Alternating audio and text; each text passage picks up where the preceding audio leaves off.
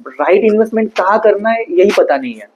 NA plots means अगर वो residential NA plots है। Hello everybody, my self Pavitra. Investment आज का सबसे ट्रेंडिंग टॉपिक है। हम सब सोचते होंगे कि इस चीज में इन्वेस्टमेंट कर लेते हैं, उस चीज में इन्वेस्टमेंट कर लेते हैं, म्यूचुअल फंड, शेयर, स्टॉक्स और न जाने क्या क्या। बट क्या इन्वेस्टमेंट इतना आसान है? सब भी जानते होंगे कि कितने सारे रिस्क जुड़े होते हैं इन्वेस्टमेंट के साथ। सो इस समय पर I would suggest NA plots. अब एनए प्लॉट्स क्यों? एनए प्लॉट्स है क्या, और क्या ये सच में एक काफी अच्छा इन्वेस्टमेंट है? तो ये सब जानने के लिए आज हम मिलेंगे टचवुड लाइफ स्पेसेस के बिजनेस हेड मिस्टर संकित सोनवणे से। हेलो, कैसे हो आप? ऑल गुड पवित्रा, आप कैसे हो? मैं भी एकदम बढ़िया हूँ। तो आज हम हमारे व्यूअर्स को बताना चाहेंगे एनए प्लॉट्स के बारे में स्पेसिफिकली। ओके। तो मेरे कुछ फ्रेंड्स हैं, मुझे सजेस्ट कर रहे थे कि इन्वेस्टमेंट का कुछ कर, ट्राई कर इन्वेस्टमेंट के लिए कुछ। तो मैं सोच रही थी कि चलो लैंड में इन्वेस्ट करके देखते हैं, बट मी मुझे कुछ खास आइडिया नहीं है। तो मैंने सोचा मैं आपसे कनेक्ट करती हूँ। जैसे आपके पास इतना एक्सपर्टीज है, टचवुड लाइफ स्पेसेस का 12 इयर्स का एक्सपर्टीज है, तो मैंने सोचा let me gain some knowledge with you. Perfect. जो आपने कहा कि मुझे भी इन्वेस्टमेंट करना है, ऐसे बहुत सारे जो भी फिलहाल का जो मैं देख रहा हूँ जनरेशन का कि इन्वेस्टमेंट करना है, लेकिन राइट इन्वेस्टमेंट कहाँ करना है यही पता नहीं है। मतलब प्लॉट्स में करना है तो फार्म लैंड लेना है कि मतलब क्या करना है वही पता नहीं है।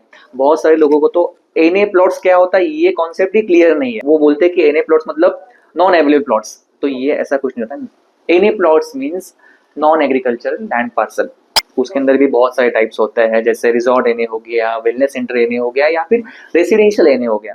जो मतलब इन्वेस्टमेंट का प्लान कर रहे हो, मैं आपको सजेस्ट करूंगा कि you can go for plot investment. उसके अंदर भी अगर आप रेसिडेंशियल प्लॉट बाय करते हो तो आपके लिए उसके अंदर बेनिफिट्स भी बहुत अच्छे हैं इन फ्यूचर में। एनए प्लॉट्स में, पर्टिकुलर एनए प्लॉट्स में, जैसे आपने आज इन्वेस्टमेंट किया, आपको कल अगर घर बिल्ड करना है, वहां पे आपका खुद का घर बनाना है, एज ए वीकेंड होम उसे यूज करना है, तो वहां पे आपको कंस्ट्रक्शन लोन फैसिलिटी प्रोवाइड किया जाता है from government bank as well as private bank. House loan का जो भी रेट ऑफ इंटरेस्ट है, वो रेट ऑफ इंटरेस्ट में आपको 90% तक का फंडिंग बैंक प्रोवाइड करती है। मैं जानना चाहती हूँ और भी कौन से प्रकार के प्लॉट्स होते हैं? मैंने आपको जैसे बताया वेलनेस सेंटर एनए होता है। पर्टिकुलर एनए प्लॉट्स में, मतलब रेसिडेंशियल एनए प्लॉट्स में 7/12 जो है वो सेपरेट होता है। उसके अंदर ओपन स्पेस रहती है, एमिनिटी प्लॉट रहता है। तो कल के डेट में आप वहाँ पे रह रहे हो, गेटेड सोसाइटी प्रोजेक्ट है, तो वहाँ पे ओपन स्पेस में डेवलपर जो है, गार्डन्स हो गया, क्लब हाउस हो गया, जो भी सारी कॉमन एमिनिटीज रहती है, तो आपको उसकी फैसिलिटीज मिलती है अगर वो रेसिडेंशियल एनए प्लॉट्स है। वहाँ पे एफएसआई भी बहुत अच्छा होता है फॉर कंस्ट्रक्शन पर्पज, और जो इंटरनल रोड्स वगैरह रहती है वो सारी गवर्नमेंट ऑफ महाराष्ट्र को हैंड ओवर हो जाती है पहले से। यस।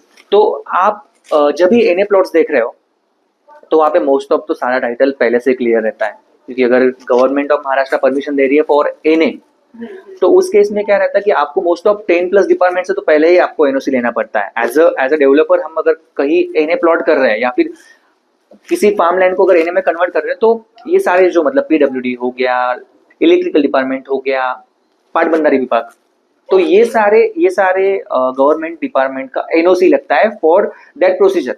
तो वहां पे आपको टाइटल वेरिफिकेशन का इतना टेंशन नहीं रहता। 7/12 सेपरेट होने के कारण आपका जो ओनरशिप है प्रॉपर्टी का वो 100% हो गया।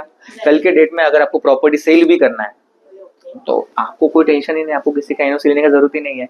आप कभी भी आपका प्रॉपर्टी मार्केट में सेल कर सकते हो। कल के डेट में अगर आपने वहाँ पे कंस्ट्रक्शन करवाया तो आपको कमेंसमेंट टू कम्प्लीशन सर्टिफिकेट का जो प्रोसीजर है वो भी फॉलो करते हो आप, तो आपका जो कंस्ट्रक्शन है वो भी आपके ओनरशिप का हो गया। तो कल आप प्लॉट प्लस कंस्ट्रक्शन का ओनरशिप आपके पास है तो आप वो भी बहुत इजीली सेल कर सकते हो।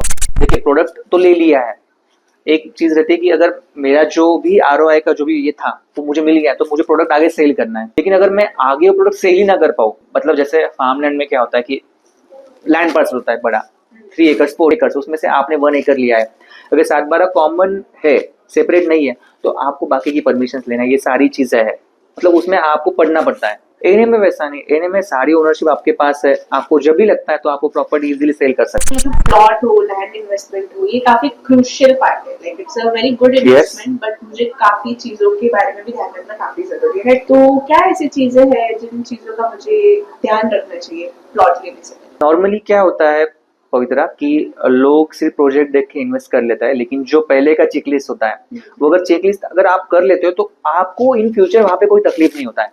जैसे वो प्रॉपर्टी टाइटल क्लियर है या नहीं, तो आपको जो भी प्रॉपर्टी लेना है उसका 7/12 सेपरेट हुआ है। अगर वो रेसिडेंशियल एनए लैंड है तो उसका एनए ऑर्डर, उसका लेआउट का अप्रूव्ड कॉपी। प्लॉट्स के बारे में तो काफी मुझे जानकारी मिल रही है, बट प्लॉट लू कहाँ, लोकेशन क्या होना चाहिए? इगतपुरी ही आपके लिए बेस्ट लोकेशन है फॉर इन्वेस्टमेंट। बहुत सारे रीजन है। सबसे पहली चीज बताओ तो आपके पॉइंट ऑफ व्यू से कनेक्टिविटी, जो समृद्धि हाईवे है जो बॉम्बे को नागपुर से कनेक्ट कर रहा है, वो कनेक्टिविटी जो बॉम्बे से स्टार्ट हो रही है वो इगतपुरी में उसका एग्जिट पॉइंट है, मतलब उसका बाईपास दिया हुआ है। मतलब गवर्नमेंट ऑफ महाराष्ट्र का ड्रीम प्रोजेक्ट था जो कि आज कंप्लीट हो चुका है।